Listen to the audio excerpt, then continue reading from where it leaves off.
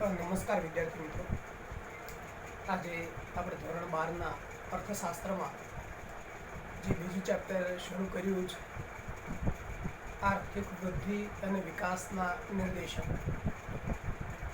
જેના પ્રથમ ક્લાસમાં મિત્રો આપણે આર્થિક વિકાસનો અર્થ, આર્થિક વૃદ્ધિનો અર્થ, આર્થિક વૃદ્ધિ અને વિકાસ બંનેના લક્ષણો, બંનેની મર્યાદાઓ તેમજ આર્થિક વિકાસ અને આર્થિક વૃદ્ધિ વચ્ચે શું તફાવત રહેલો છે એના વિશે આપણે વાત કરી હતી. આ તાસમાં મિત્રો આપણે આર્થિક વિકાસના નિર્દેશક, ઇન્ડિકેટર ઓફ ઇકોનોમિક ડેવલપમેન્ટ, એના સંદર્ભે વાત કરવાના છીએ. તો મિત્રો, પ્રથમ પ્રશ્ન આપણને એ થાય કે શું આર્થિક વિકાસને માપી શકાય? તો કે હા. તો આર્થિક વિકાસને જ્યારે માપી શકાય છે ત્યારે એની ઝડપ કેટલી છે, આર્થિક વિકાસનો દર કેટલો છે, આર્થિક વિકાસની કક્ષા કેટલી છે, આ બધા જ પ્રશ્નો છે એના જવાબો મેળવવા જરૂરી છે. તો મિત્રો, કોઈ પણ દેશની અંદર આર્થિક વિકાસ કેટલો થયો છે એ જાણવા માટે આર્થિક વિકાસના નિર્દેશકો મહત્વના છે. અમુક એવા પ્રકારના ઇન્ડિકેટરો છે જે કોઈ પણ દેશમાં કે રાજ્યની અંદર આર્થિક વિકાસ થયો છે કે કેમ એની માહિતી આપે છે. આ નિર્દેશકોની અંદર 4 પ્રકારના નિર્દેશકોની વાત આપણે આ ચેપ્ટરની અંદર આગળ ઉપર કરવાના છે. રાષ્ટ્રીય આવકનો વૃદ્ધિ દર, માથાદીઠ આવકનો વૃદ્ધિ દર, જીવનની ભૌતિક ગુણવત્તા અને તેનો આંક, અને માનવ વિકાસ આંક.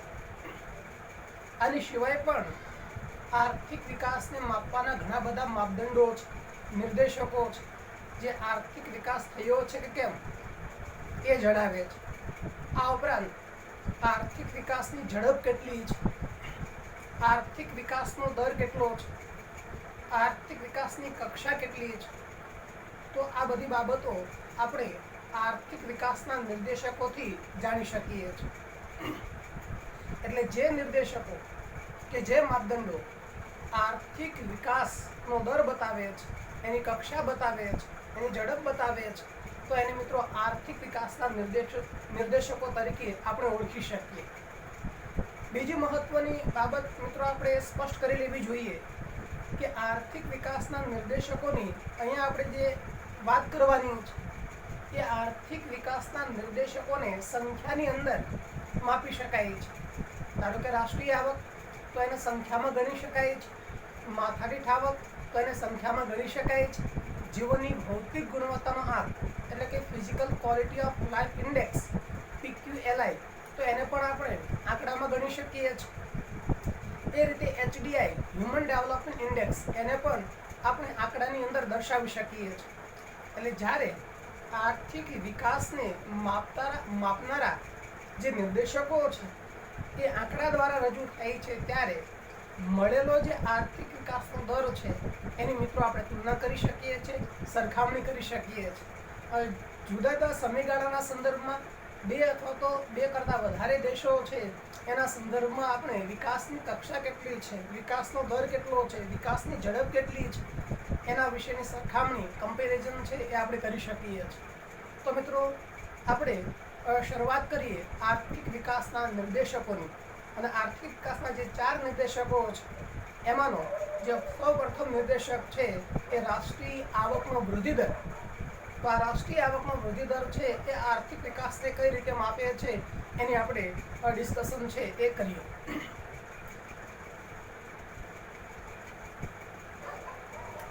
તો મિત્રો, પહેલા તો આપણે ક્લિયર એ કરી લેવું જોઈએ કે રાષ્ટ્રીય આવક એટલે શું.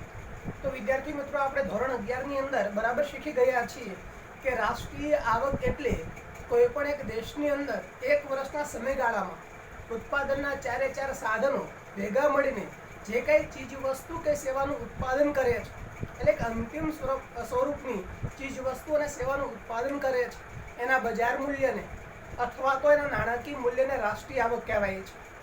તો મિત્રો આ રાષ્ટ્રીય આવકમાં growth rate of national income કેટલો છે અને એના આધારે છે એ દેશનો વિકાસ છે એ જાણી શકાતો હોય છે. તો એ કઈ રીતે જાણી શકાય છે એની વાત આપણે કરીએ. જનરલી મિત્રો એવું આપણે સમજવાનું છે કે ધારો કે તાવ માપવો હોય તો થર્મોમીટરથી આપણે છે તાપમાન માપવું હોય તો મિત્રો આપણે થર્મોમીટરથી તાપમાન છે એ માપી શકીએ છીએ. જો વધારે આંક આવે તો એનો અર્થ એ થયો કે તાપમાન વધારે છે, ઓછો આંક આવે તો એનો અર્થ એ થયો કે તાપમાન છે એ ઓછું છે. તો જે રીતે થર્મોમીટરની મદદથી છે એ આપણે તાપમાન માપી શકીએ છીએ, એ રીતે જો કે બીજા ઘણા બધા સાધનો છે જેમાંથી અલગ અલગ ચલોનું માપન છે આપણે કરી શકતા હોઈએ છીએ. એ રીતે દેશના વિકાસની કક્ષા, ઝડપ અને દર માપવા માટે છે એ આવા અલગ અલગ નિર્દેશકો છે. જેની આપણે આગળ વાત કરીએ પ્રમાણે રાષ્ટ્રીય આવકનો વૃદ્ધિ દર, માથાદીઠ આવકનો વૃદ્ધિ દર, પીપીએલઆઈ અને એચડીઆઈ આ બધા જ નિર્દેશકો છે એ આર્થિક વિકાસને માપવામાં મહત્વની ભૂમિકા ભજવે છે. તો એમાંનો જે પહેલો નિર્દેશક છે રાષ્ટ્રીય આવક, તો એના સંદર્ભે મિત્રો આપણે વાત કરીએ તો રાષ્ટ્રીય આવક એ આર્થિક વિકાસનું પ્રતિબિંબ છે. કોઈ પણ દેશની રાષ્ટ્રીય આવકનું પ્રમાણ વધારે હશે તો એનો સીધો અર્થ એ થાય છે કે દેશનો વિકાસનો દર છે એ વધારે છે. કોઈ પણ દેશની રાષ્ટ્રીય આવક છે એ નીચી કક્ષાએ સ્ટેબલ થયેલી હશે તો એનો અર્થ એ થયો કે દેશની અંદર વિકાસની કક્ષા નીચી છે અથવા તો વિકાસ ઓછો થયો છે. કોઈ પણ દેશની રાષ્ટ્રીય આવક છે એ ઘણા વર્ષોથી છે એ સ્થગિત હોય, સ્ટેબલ હોય તો એનો અર્થ એ થયો કે દેશની અંદર વિકાસની સ્થગિતતા જણાઈ આવે છે. અને ઘણી વખત મિત્રો એવું પણ શક્ય બને કે કોઈ પણ દેશની રાષ્ટ્રીય આવકની અંદર છે એ ઘટાડો પણ થયો હોય. ભૂતકાળના વર્ષોમાં જે રાષ્ટ્રીય આવક જોવા મળી હોય, જે માલુમ પડી હોય, એના કરતાં ચાલુ વર્ષની રાષ્ટ્રીય આવક છે એ ઘટી હોય તો એનો અર્થ એ થયો કે દેશના વિકાસની અંદર પીછેહટ જોવા મળે છે. ટૂંકમાં મિત્રો આપણે ઇન શોર્ટ એટલું સમજવાનું છે કે રાષ્ટ્રીય આવક અને આર્થિક વિકાસ વચ્ચે ધન સહસંબંધ છે.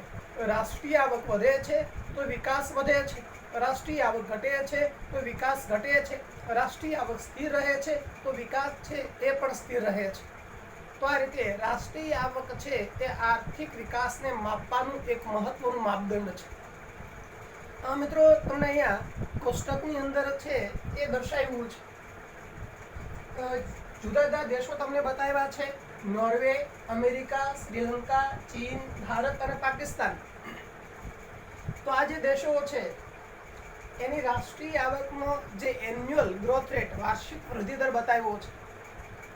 નોર્વેનો 2.2%, અમેરિકા છે 2.4%, શ્રીલંકા 4.5%, ચીન 7.3%, ભારત 7.3% અને પાકિસ્તાન 4.7%.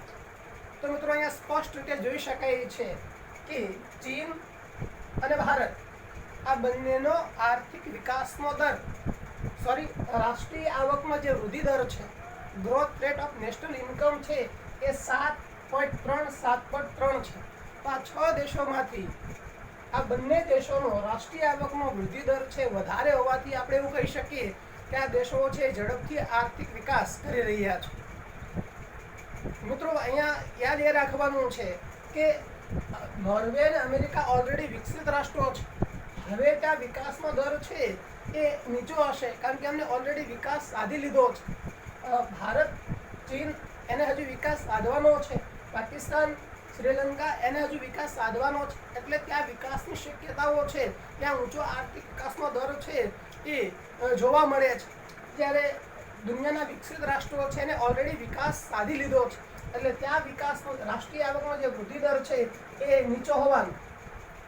પરંતુ ભારત, શ્રીલંકા અને બીજા જે દેશો છે એને હજુ ઘણો બધો વિકાસ કરવાનો છે. એમને અલ્પવિકસિત દેશોમાંથી વિકસિત દેશોની અંદર પ્રયાણ કરવાનું છે. એટલે એ ઝડપથી રાષ્ટ્રીય આવકનો જે વાર્ષિક વૃદ્ધિ દર છે એ વધારવા માટે પ્રયત્ન કરશે. તો આ કોષ્ટકની અંદર આપણે એવું કહી શકીએ કે હાલના સંજોગોની અંદર ચીન અને ભારત ઝડપથી વિકસતા જતા અર્થતંત્ર તરીકે છે એ દુનિયામાં દેખાઈ આવે છે. તો આ રીતે મિત્રો રાષ્ટ્રીય આવક છે એ આર્થિક વિકાસને માપતી હોય છે. તમારે સીધો સાદો સંબંધ એટલો જ યાદ રાખવાનો છે કે રાષ્ટ્રીય આવકનો વૃદ્ધિ દર વધારે તો વિકાસ વધારે, રાષ્ટ્રીય આવકનો વૃદ્ધિ દર છે સ્થિર તો વિકાસ સ્થિર, રાષ્ટ્રીય આવકનો વૃદ્ધિ દર છે નીચો તો વિકાસ છે એ પણ નીચો. અને ઘણી વખત રાષ્ટ્રીય આવક માઇનસમાં હોય તો વિકાસની પીછેહટ છે એ જોવા મળે છે.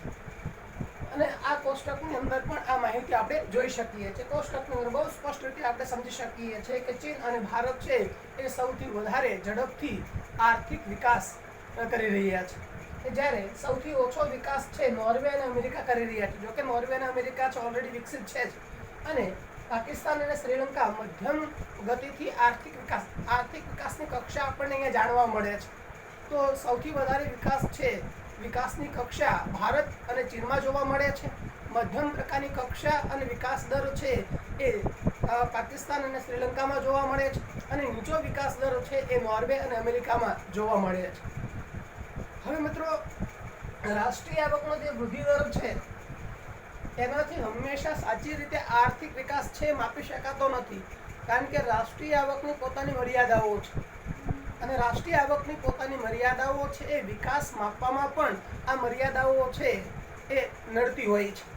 તો કઈ મર્યાદાઓ છે? રાષ્ટ્રીય આવક આર્થિક વિકાસને માપવામાં કઈ રીતે ઊણો ઉતરે છે, કઈ રીતે છે એ યોગ્ય રીતે એ આર્થિક વિકાસને માપી શકતો નથી, તો એની વાત આપણે છે એ કરવી છે.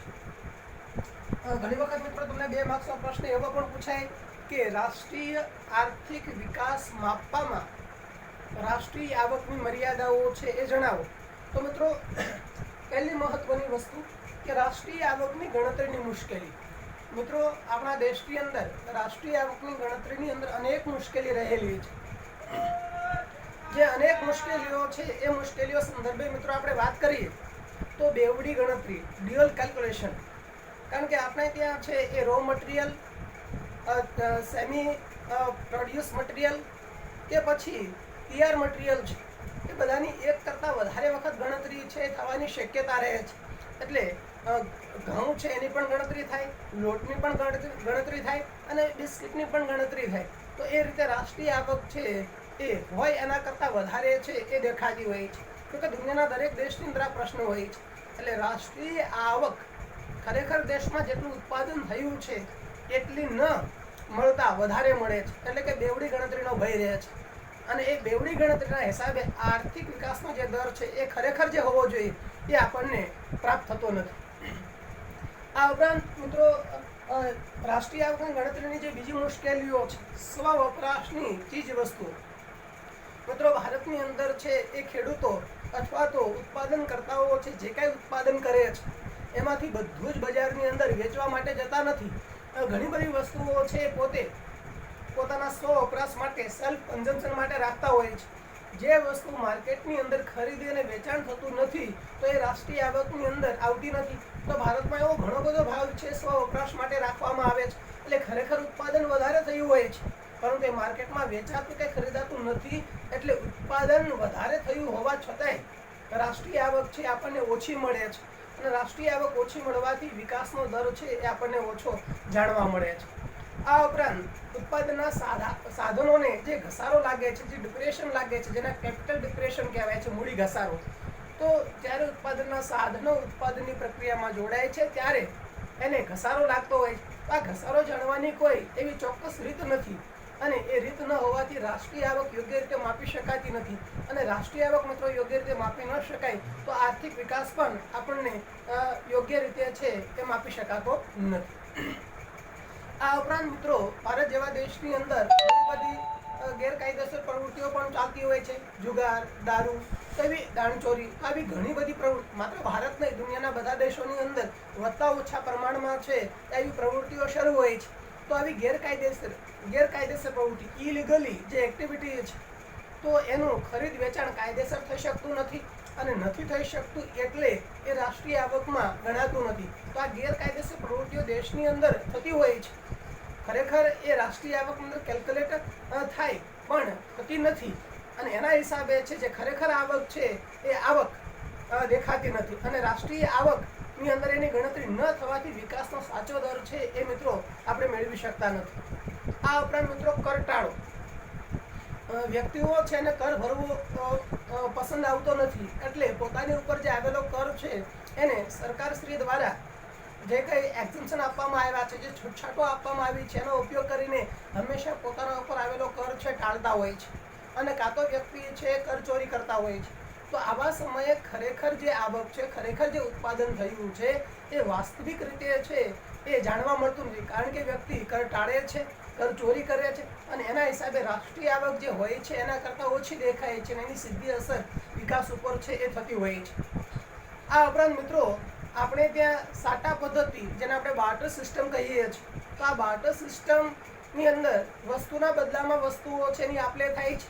જ્યાં વસ્તુઓના બદલામાં વસ્તુની આપલે થતી હોય તો એવા સમયે કોઈ ખરીદ વેચાણ થતું નથી, કોઈ વિનિમય થાય છે, પણ ત્યાં નાણાકીય વિનિમય થતો નથી, અને એના હિસાબે રાષ્ટ્રીય આવકની ગણતરી થઈ શકતી નથી.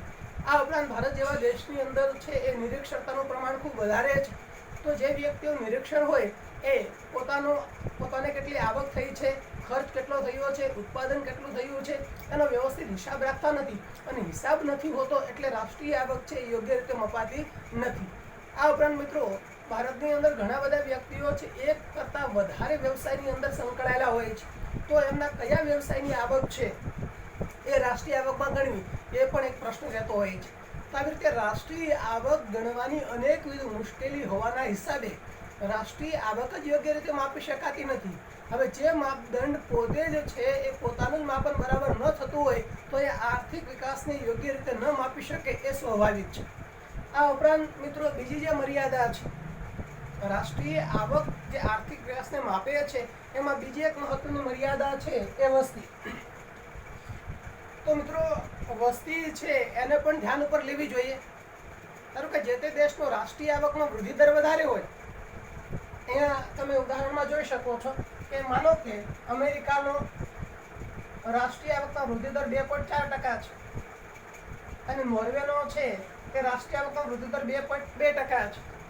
એટલે સ્પષ્ટ રીતે અહીંયા સમજી શકાય છે કે નોર્વે કરતાં અમેરિકાની અંદર આર્થિક વિકાસ વધારે થઈ રહ્યો છે. પરંતુ મિત્રો ધારો કે અમેરિકામાં 4%ના દરે વસ્તી વધતી હોય અને નોર્વેની અંદર છે એ માત્ર 3%ના દરે વસ્તી વધતી હોય, તો વસ્તી વધારાનો દર છે અમેરિકાની અંદર 4% છે અને નોર્વેની અંદર 3% છે. તો અહીંયા વસ્તી વધારાનો દર અમેરિકામાં વધારે છે, અને વધારે હોવાથી એ રાષ્ટ્રીય આવકને ઘટાડે છે, અને નોર્વેની અંદર છે વસ્તી વૃદ્ધિ દર છે ઓછો છે, અને ઓછો હોવાથી એનો વિકાસ દર છે એ વધારે માલુમ પડે છે. એટલે હંમેશા એવું ન કહી શકાય કે જે દેશની રાષ્ટ્રીય આવક છે વધારે હોય તો એનો વિકાસ વધારે જ હોય, પણ એ ત્યારે શક્ય બને કે રાષ્ટ્રીય આવકનો વધારાનો જે દર છે એના કરતાં વસ્તી વૃદ્ધિ દર ઓછો હોય. જે તે દેશનો રાષ્ટ્રીય આવકનો વૃદ્ધિ દર છે એ વધારે હોય, પણ એની સામે છે વસ્તી વૃદ્ધિ દર છે ઓછો હોય તો વિકાસ થયો છે એવું કહી શકાય. પણ ઘણી વખત એવું પણ બને કે રાષ્ટ્રીય આવકમાં વૃદ્ધિ દર છે એ વધારે હોય, પણ સાથે સાથે વસ્તી વૃદ્ધિ દર છે એ બીજા દેશો કરતાં વધારે હોય, તો એવા સમયે એ દેશની વિકાસ છે એની કક્ષા નીચે આવે છે. એટલે અહીંયા આર્થિક વિકાસને, રાષ્ટ્રીય આવક ને માપવા માટે વસ્તી છે મહત્વનું પરિબળ છે. એટલે વસ્તીને ધ્યાનમાં રાખી અને જો રાષ્ટ્રીય આવક માપવામાં આવે તો આર્થિક વિકાસનું યોગ્ય માપ છે એ મળી શકતું હોય છે. આ ઉપરાંત મિત્રો રાષ્ટ્રીય આવક માપવાની એક મહત્વની જે ત્રીજી મર્યાદા છે એ ત્રીજી મર્યાદાની વાત કરીએ તો રાષ્ટ્રીય આવક ગણવાની એક કરતાં વધારે પદ્ધતિ છે. આપણે ધોરણ 11ની અંદર મિત્રો શીખી રહ્યા છે કે રાષ્ટ્રીય આવક છે એ 3 રીતે મપાતી હોય છે: ઉત્પાદન પદ્ધતિથી, આ ઉપરાંત આવક મેથડથી, ઇન્કમ મેથડથી, અને ખર્ચ પદ્ધતિથી.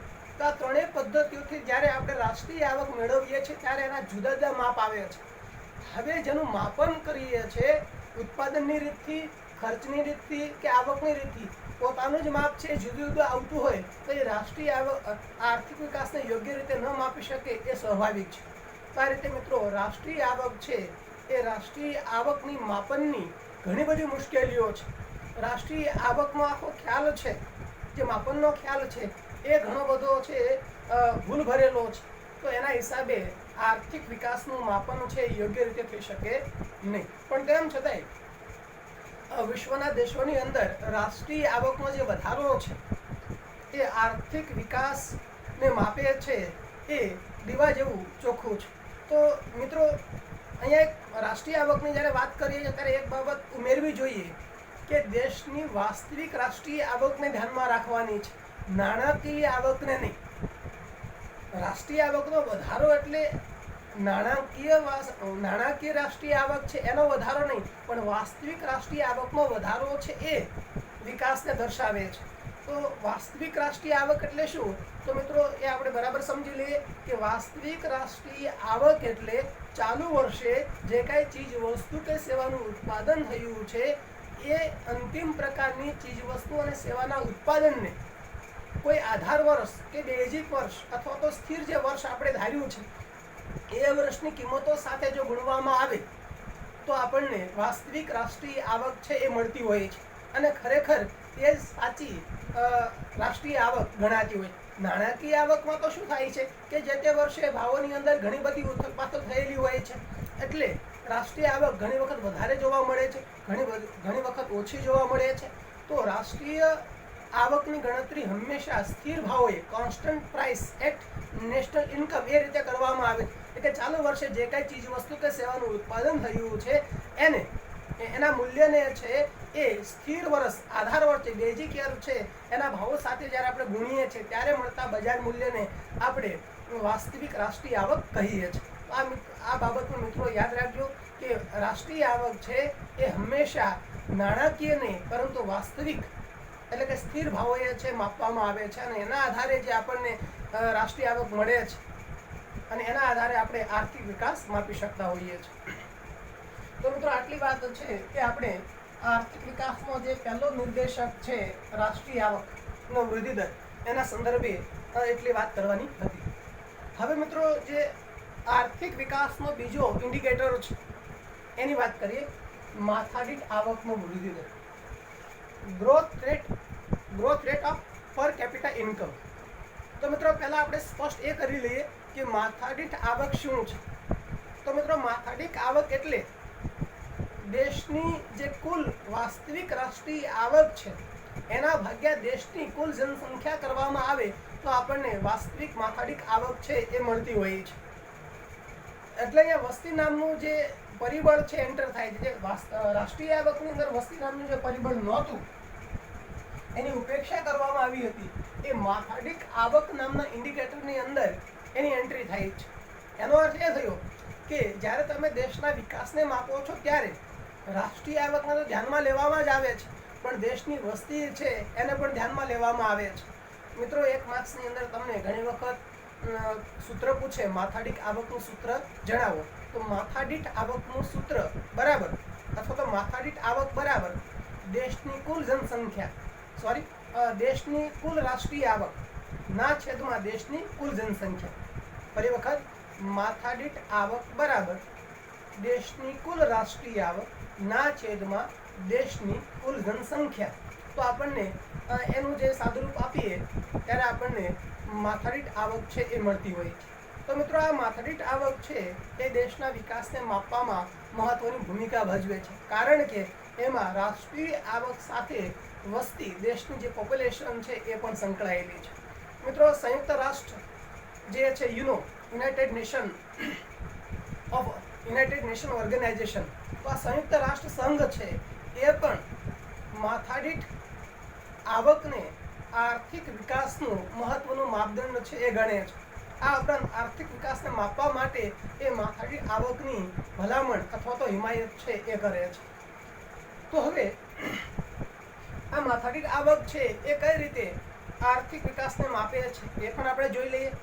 તો મિત્રો, જે તે દેશની માથાદીઠ આવક છે વધારે તો એ દેશનો વિકાસ વધારે, જે તે દેશની માથાદીઠ આવક છે ઓછી તો એ દેશનો આર્થિક વિકાસ ઓછો, જે તે દેશની માથાદીઠ આવક સ્થિર તો એ દેશનો વિકાસ છે એ સ્થિર, જે તે દેશની માથાદીઠ આવક બિલકુલ ઓછી તો એનો વિકાસ ઓછો. ટૂંકમાં, જે રીતે રાષ્ટ્રીય આવક અને આર્થિક વિકાસ વચ્ચે ધન સહસંબંધ હતો એવી રીતે માથાદીઠ આવક અને આર્થિક વિકાસ વચ્ચે છે એ ધન સહસંબંધ છે. માથાદીઠ આવક વધે છે તો વિકાસ વધે છે, માથાદીઠ આવક ઘટે છે તો આર્થિક વિકાસ ઘટે છે, માથાદીઠ આવક સ્થિર રહે છે તો આર્થિક વિકાસ છે એ પણ સ્થગિત રહેતો હોય છે. તો હવે મિત્રો આ માથાદીઠ આવકથી આપણે શું જાણી શકીએ છીએ એ પણ આપણે ક્લિયર કરીએ. મિત્રો માથાદીઠ આવક છે એ જીવન ધોરણ માપે છે.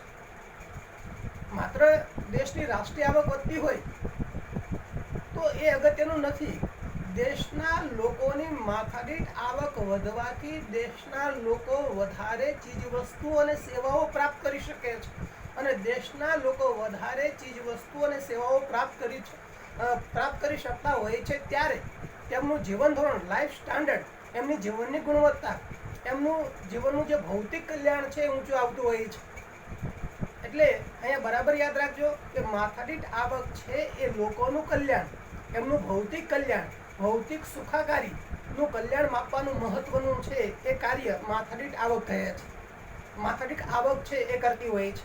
તો માથાદીઠ આવક એ લોકોનું કલ્યાણ માપે છે, લોકોના જીવન ધોરણનું એક મહત્વનું માપદંડ છે. જે દેશના લોકોની માથાદીઠ આવક વધારે તો એ દેશના લોકોની ભૌતિક સુખાકારી વધારે, એમનું જીવન ધોરણ વધારે સારું. જે દેશના લોકોની માથાદીઠ આવક ઓછી તો એમનું ભૌતિક કલ્યાણ કે ભૌતિક સુખાકારી ઓછી અથવા તો એમનું જીવન ધોરણ છે એ નીચું. ઇન શોર્ટ આપણે એટલું કહી શકીએ કે માથાદીઠ આવક છે એ જીવન ધોરણને માપે છે. જેની માથાદીઠ આવક વધારે એ દેશના લોકોનું જીવન ધોરણ સારું, જે દેશની માથાદીઠ આવક નીચી તો એમનું જીવન ધોરણ નીચું. મિત્રો અહીંયા કોષ્ટકની અંદર છે એ વિશ્વના અલગ અલગ દેશોની માથાદીઠ આવક આપેલી છે. એ આપણે જોઈએ તો નોર્વે છે એમની માથાદીઠ આવક છે 64,992 અમેરિકન ડોલર છે. અમેરિકા છે એની માથાદીઠ આવક છે એ 52,947 છે. શ્રીલંકા, ચીન, ભારત અને પાકિસ્તાનની પણ માથાદીઠ આવક આપેલી છે. ભારતની માથાદીઠ આવક જોઈએ તો 5,497 છે.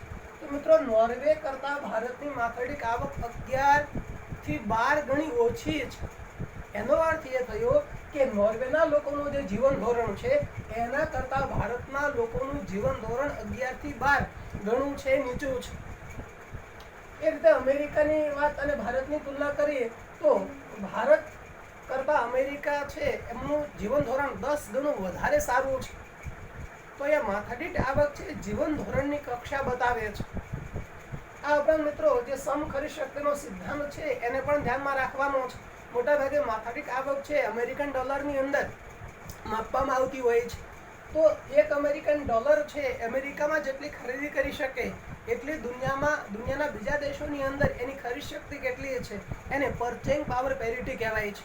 તો દુનિયાનું કોઈ પણ એક દેશનું ચલણ છે એ બીજા દેશમાં કેટલી ખરીદી કરી શકે છે, તો એ ખરીદીની જે તુલના છે, એક ડોલર છે એ વિશ્વના બીજા દેશોની અંદર એ કેટલી ખરીદી કરી શકે છે. તો એ ખરીદ કરવામાં આવતી જે ચીજ વસ્તુ કે સેવાઓ છે તો એની જ્યારે તુલના કરવામાં આવે છે ત્યારે એને સમખરીદ શક્તિ, પરચેઇંગ પાવર પેરિટી કહેવાય છે. તો મિત્રો ટૂંકમાં આપણે એટલું સમજીએ છીએ કે જે દેશની માથાદીઠ આવક વધારે એ દેશના લોકોનું જીવન ધોરણ સારું. તો અહીંયા નોર્વે અને અમેરિકાના લોકો છે વધારે સારું જીવન ધોરણ ધરાવે છે. ચીન અને ભારત, જોકે ભારતની માથાદીઠ આવક ઘણી બધી ઓછી છે, પાકિસ્તાનની માથાદીઠ આવક ઘણી બધી ઓછી છે. એટલે આપણું અને પાકિસ્તાનનું જે જીવન ધોરણ છે, લાઈફ સ્ટાન્ડર્ડ છે એ નીચું કહેવાશે. આપણા કરતાં ચાઇના અને શ્રીલંકાના લોકોનું જીવન ધોરણ છે એ વધારે સારું છે. તો માથાદીઠ આવક છે દેશના લોકોના જીવન ધોરણને નિર્દેશિત કરે છે. આ ઉપરાંત મિત્રો એનો વૃદ્ધિદર કેવો છે એ પણ મહત્વની બાબત છે. જો અહીંયા યાદ રાખજો કે ઓલરેડી નોર્વે અને અમેરિકા છે એમાં માથાદીઠ આવક ઘણી બધી વધારે છે. હવે આમાં વધારો થવાનો દર છે કેવો હશે? ઓછો. જ્યારે ભારત જેવા દેશની અંદર, ચાઇના જેવા દેશની અંદર ઓલરેડી માથાદીઠ આવક ઓછી છે એટલે એમાં વધારો થવાનો દર છે એ વધારે હશે. ભારતમાં 6.0% દરે માથાદીઠ આવક છે વધે છે. ચાઇનાની અંદર 6.7% દરે માથાદીઠ આવક વધે છે. એટલે ઓલરેડી જ્યાં માથાદીઠ આવકનો જે દર છે એ ઊંચો છે ત્યાં વધવાનો દર હંમેશા નીચો રહેવાનો. જે દેશની માથાદીઠ આવક નીચી હોય ત્યાં માથાદીઠ આવક વધારવાનો અવકાશ છે એ રહેતો હોય છે. મિત્રો જે રીતે છે એ રાષ્ટ્રીય આવક એ આર્થિક વિકાસને બરાબર માપી શકતી નથી, એ રીતે માથાદીઠ આવક પણ વિકાસને સંપૂર્ણ રીતે માપી શકતી નથી. માથાદીઠ આવકની પણ પોતાની ઘણી બધી મર્યાદાઓ છે. કઈ કઈ મર્યાદાઓ છે એની મિત્રો આપણે ક્રમશઃ વાત કરીએ. તો પહેલી વાત કરીએ માત્ર અંદાજો. મિત્રો માથાદીઠ આવક છે એ માત્ર અંદાજ છે. કઈ રીતે અંદાજ છે એની આપણે વાત કરીએ તો મિત્રો રાષ્ટ્રીય આવકની ગણતરી દર વર્ષે થાય છે. નેશનલ ઇન્કમ છે એની ગણતરી દર વર્ષે થાય છે, પરંતુ વસ્તી ગણતરી દર વર્ષે થતી નથી. વિદ્યાર્થી મિત્રો, તમે જાણો છો પ્રમાણે ભારત દેશની અંદર દર 10 વર્ષે વસ્તી ગણતરી થાય છે. તો હવે માથાદીઠ આવક મેળવવા માટે તો આપણે વસ્તીની આવશ્યકતા ઊભી થાય છે, કારણ કે માથાદીઠ આવકનું સૂત્ર છે કે દેશની કુલ રાષ્ટ્રીય આવકના છેદમાં દેશની કુલ જનસંખ્યા. તો એવા સમયે આપણને રાષ્ટ્રીય આવક તો મળે છે, પણ દેશની વસ્તીના સચોટ આંકડા છે આપણને 10 વર્ષે મળતા હોય છે. તો બાકીના 9 વર્ષ સુધી છે એ આપણે વસ્તીના આંકડાઓ છે એનું અનુમાન કરવું પડતું હોય છે, અને અનુમાન કરેલા જે વસ્તીના આંકડાઓ છે એના દ્વારા આપણે રાષ્ટ્રીય આવક અને એના દ્વારા આપણે માથાદીઠ આવક મેળવતા હોઈએ છીએ. એટલે એક રીતે જોઈએ તો માથાદીઠ આવક માત્ર અંદાજ છે, એ સચોટ માપ નથી. કારણ કે વસ્તીનું જ્યાં સુધી આપણને માપ, વસ્તીની જે સંખ્યા છે, જનસંખ્યા છે, એની ગણતરી જ્યારે સચોટ ન થતી હોય તો એવા સમયે આપણને આર્થિક વિકાસ પણ યોગ્ય રીતે આપણે માપી શકીએ નહીં. ત્યાર પછી મિત્રો બીજી મહત્વની બાબત એ છે કે આખરે રાષ્ટ્રીય આવકની જે ગણતરીની મુશ્કેલીઓ છે એ ઓટોમેટિકલી માથાદીઠ આવકની મુશ્કેલીની અંદર આવે છે. એટલે રાષ્ટ્રીય આવક માપવાની જે કંઈ મુશ્કેલીઓ છે એવી માથાદીઠ આવક માપવાની પણ મુશ્કેલીઓ છે. અહીંયા આપણે બરાબર યાદ રાખવું જોઈએ કે રાષ્ટ્રીય આવક માપવાની 8-9 જેટલી મુશ્કેલીઓ છે, એ બધી જ મુશ્કેલીઓ છે એ માથાદીઠ આવક માપવાની અંદર પણ આપણને નડતી હોય છે, અને એ રીતે માથાદીઠ આવકને પણ આપણે બરાબર માપી શકતા નથી. એટલે કે મિત્રો અહીંયા આપણે એ સમજવું જોઈએ કે માથાદીઠ આવક ની અંદર દેશના લોકોની આવક છે એ પરફેક્ટલી આપણે જાણી શકતા નથી. જે રીતે રાષ્ટ્રીય આવક છે એની અંદર ડ્યુઅલ કેલ્ક્યુલેશનનો પ્રશ્ન છે, ઘસારાનો પ્રશ્ન છે, સ્વ-વપરાશનો પ્રશ્ન છે, તો એ જ પ્રશ્નો સીધા એ માથાદીઠ આવકની અંદર છે એ આવતા હોય છે. તો રાષ્ટ્રીય આવક માપવાની જે કંઈ મુશ્કેલીઓ છે એ સીધી રીતે માથાદીઠ આવક માપવાની મુશ્કેલીની અંદર એ પરિવર્તિત થાય છે, અને એના હિસાબે આર્થિક વિકાસ આપણે બરાબર માપી શકતા નથી. બીજું મિત્રો, માથાદીઠ આવક માત્ર સરેરાશ દર્શાવે છે. આ બહુ મહત્વની બાબત છે મિત્રો, કારણ કે માથાદીઠ આવક એ બીજું કશું નથી, દેશની કુલ રાષ્ટ્રીય આવકના છેદમાં દેશની કુલ જનસંખ્યા. એનો અર્થ એ થયો કે ધીરુભાઈ અંબાણીની જે આવક છે એ ધારાવીની ઝૂંપડપટ્ટીમાં રહેતા વ્યક્તિની આવક પણ એટલી છે. બંનેની આવક સરખી છે. અક્ષય કુમારની જેટલી આવક છે એટલી જ તમારા ગામની અંદર કોઈ સામાન્ય ખેડૂત છે એની આવક છે.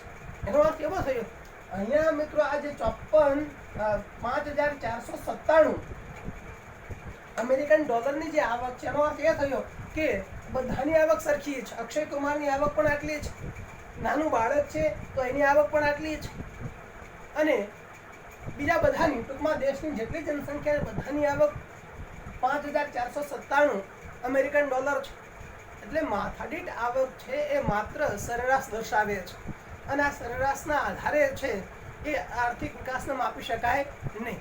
ખરેખર તો માથાદીઠ આવક છે એની જો સમાન વહેંચણી થતી હોય તો એ વિકાસને બરાબર માપી શકે. આપણે ત્યાં મિત્રો આપણે બરાબર જાણીએ છીએ કે બહુ ઓછા વ્યક્તિઓના હાથમાં છે એ દેશની સંપત્તિ વધારે છે, અને દેશના ઘણા બધા વિશાળ વર્ગ પાસે દેશની સંપત્તિ ખૂબ ઓછી છે. તો એવા સમયે બધાની આવક સરખી કઈ રીતે હોઈ શકે? મુઠ્ઠીભર ધનિકોના હાથમાં દેશની ઘણી બધી સંપત્તિ છે, અને વિશાળ ગરીબ વર્ગ પાસે છે એ ઓછી સંપત્તિ છે. તો એવા સમયે છે એ માથાદીઠ આવકની સરેરાશ છે વિકાસને બરાબર માપી શકે નહીં. ત્યાર પછી સરખામણીની મુશ્કેલી. તો મિત્રો માથાદીઠ આવક છે એની સરખામણીની મુશ્કેલી પણ ઉપસ્થિત થાય છે. ધારો કે નોર્વે છે એની માથાદીઠ આવક અને અમેરિકાની માથાદીઠ આવક એ બંનેને તમારે સરખામણી કરવી છે, તો ત્યાં તમારે સમખરીદ શક્તિના સિદ્ધાંતને કામે લગાડવો પડશે. અમેરિકન ડોલરની મદદથી જેટલી ખરીદી અમેરિકામાં કરી શકાય છે એ જ અમેરિકન ડોલરથી નોર્વેમાં કેટલી ખરીદી કરી શકાય છે. તો એ તમે તુલના કરો છો ત્યારે દરેક દેશ છે એ આયાત નિકાસ ઉપર અમુક પ્રકારના નિયંત્રણો નાખે છે. આ ઉપરાંત દરેક દેશના પોતાના વિનિમય દરો છે અલગ હોય છે, અલગ અલગ પ્રકારના આયાત ઉપર અંકુશો હોય છે, વિનિમયો ઉપર અંકુશો હોય છે, હુંડિયામણ દર છે એના પર અંકુશ હોય છે, અને એના હિસાબે દરેક દેશની જે માથાડીક આવક છે એ જુદી જુદી મળતી હોય છે. તો સરખામણીની અંદર માથાડીક આવકની સરખામણીની અંદર જ્યારે વિદેશ વ્યાપાર થાય છે ત્યારે સમખરીદ શક્તિનો સિદ્ધાંત, આ ઉપરાંત આયાત નિકાસ ઉપરના જુદા જુદા પ્રકારના નિયંત્રણો, આ બધી બાબતો છે એ રાષ્ટ્રીય આવક માથાડીક આવક સરખી હોવા છતાંય ખરીદી સરખી થતી નથી. રાષ્ટ્રીય માથાડીક આવક સરખી હોવા છતાંય બંને દેશનું જીવન ધોરણ છે એ સરખું હોતું નથી, કારણ કે ઘણા બધા હુંડિયામણ દર ઉપરના જે અંકુશો છે, વિનિમય દર ઉપરના જે અંકુશો છે એ માથાડીક આવકને સરખી બનાવવા દેતા નથી, અને એના હિસાબે આર્થિક વિકાસ છે બરાબર માપી શકાતો નથી. ત્યાર પછી મિત્રો છેલ્લી જે પાંચમી અને છેલ્લી મર્યાદા છે એ માથાડીક આવક ભ્રામક ખ્યાલ છે. મિત્રો આખરે હમણાં જ આપણે વાત કરી કે માથાડીક આવક દેશના બધા જ વ્યક્તિઓને સરખા ગણે છે. દેશની બધી જ વ્યક્તિઓની આવક છે એ સરખી છે એવું માને છે. સેલિબ્રિટી છે અમિતાભ બચ્ચન છે તો એની આવક અને સામાન્ય ગામડાનો રહેલો જે માણસ છે એ બંનેની આવક સરખી ગણે છે. એવું તો કઈ રીતે હોઈ શકે? તો ખરેખર તો માથાડીક આવક ભ્રમણા ફેલાવે છે, એ વિકાસને ખોટી રીતે માપે છે. જો એની વહેંચણી બરાબર થયેલી હોય, માથાડીક આવકની વહેંચણી બધા દેશની અંદર સમાન રીતે થયેલી હોય તો માથાડીક આવક છે એ દેશના વિકાસને બરાબર માપે. પણ ભારત દેશની અંદર માથાડીક આવકની વહેંચણી અસમાન રીતે થયેલી છે, એટલે અમુકના ભાગની અંદર છે એ વધારે આવક આવે છે, અમુકના ભાગની અંદર ઓછી આવક આવે છે. તો અહીંયા માથાદીઠ આવક માત્ર ભ્રમણા છે, ભ્રામક છે, કારણ કે દેશના દરેક વ્યક્તિની આવક સરખી નથી. કોઈની વધારે છે, કોઈની ઓછી છે, કોઈની તો બિલકુલ આવક નથી. તો આ રીતે મિત્રો માથાદીઠ આવકનો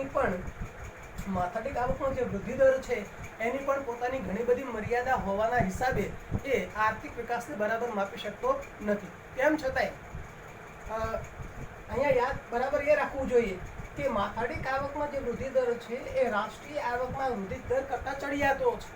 કારણ કે જ્યારે આપણે માથાડીક આવકના વૃદ્ધિ દરથી આર્થિક વિકાસને માપીએ છીએ ત્યારે રાષ્ટ્રીય આવકની જે મર્યાદાઓ છે એમાંની ઘણી બધી મર્યાદાઓ છે એ માથાડીક આવકમાં નિવારી શકાય છે. એટલે માથાડીક આવક લોકોના જીવન ધોરણને દર્શાવે છે. આ ઉપરાંત રાષ્ટ્રીય આવક માપવાની જે કંઈ મુશ્કેલી છે, રાષ્ટ્રીય આવક જે વિકાસને નથી માપી શકતો યોગ્ય રીતે, એ માથાડીક આવકની અંદર માપી શકાય છે. ઘણી વખત મિત્રો તમને 2 માર્ક્સનો પ્રશ્ન એવો પણ પૂછાય કે કઈ રીતે માથાડીક આવક એ રાષ્ટ્રીય આવકને કઈ રીતે છે એ માથાડીક આવકનો વૃદ્ધિ દર છે એ રાષ્ટ્રીય આવકના વૃદ્ધિ દર કરતાં વધારે સારી રીતે આર્થિક વિકાસને માપે છે. એટલે આર્થિક વિકાસને માપવામાં માથાડીક આવક છે એ ચડિયાતો ખ્યાલ છે, અને રાષ્ટ્રીય આવકનો જે ખ્યાલ છે એ ઉતરતો ખ્યાલ છે. કારણ કે રાષ્ટ્રીય આવકના વૃદ્ધિ દરમાં ઘણી બધી મર્યાદાઓ છે. એટલે રાષ્ટ્રીય આવકના વૃદ્ધિ દરની મર્યાદાઓ છે માથાડીક આવકના વૃદ્ધિ દરની અંદર છે એ નિવારી શકાય છે. અને એટલે દુનિયાની અંદર રાષ્ટ્રીય આવકના વૃદ્ધિ દર કરતાં જે માથાડીક આવકનો વૃદ્ધિ દર છે એના દ્વારા આર્થિક વિકાસને માપવાનો પ્રયત્ન થતો હોય છે. મિત્રો આ બંને પ્રશ્નો છે એ પરીક્ષાની અંદર ખૂબ અગત્યના છે. માથાડીક આવકના સૂત્ર પણ તમને પૂછે, તમને મર્યાદાઓ પણ પૂછી શકે, રાષ્ટ્રીય આવકની મર્યાદાઓ પણ પૂછી શકે. આ બધી બાબતો છે એ ધ્યાન ઉપર રાખજો. Thank you.